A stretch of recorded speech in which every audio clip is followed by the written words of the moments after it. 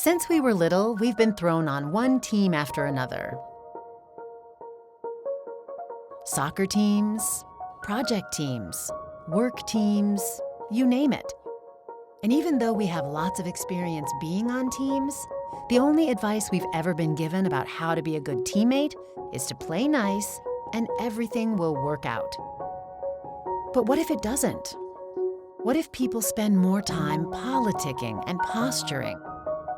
What if people can't agree on which direction to take, so they go nowhere?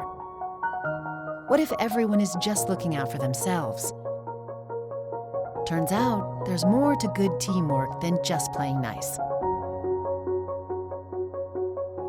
That's where the 5 behaviors of a cohesive team comes in. Based on Patrick Lencioni's New York Times best-selling book, The 5 Dysfunctions of a Team, this simple but powerful model consists of 5 behaviors that people can master to become a better teammate and to start building stronger teams. Here's Patrick to explain those behaviors. There are 5 behaviors that all teams have to master to become true functional teams. The first is trust. Team members have to trust one another, which means they're vulnerable with one another.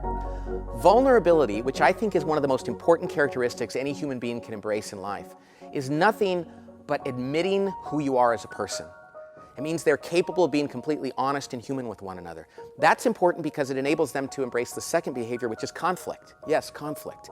When people are vulnerable and trustworthy with one another, they'll engage in conflict without fear.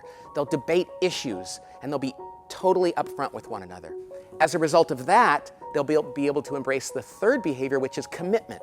They'll commit actively to decisions, and they'll leave the room on the same page, totally committed to follow through on what they've agreed to.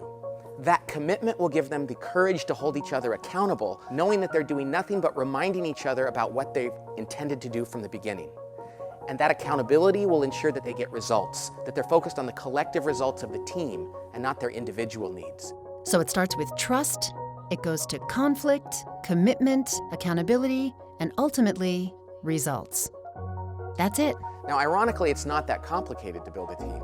It's pretty simple in theory, but it is hard because it requires a lot of work over time and a lot of courage. But it's worth it because the benefits of a great team are truly extraordinary. And it all starts with you.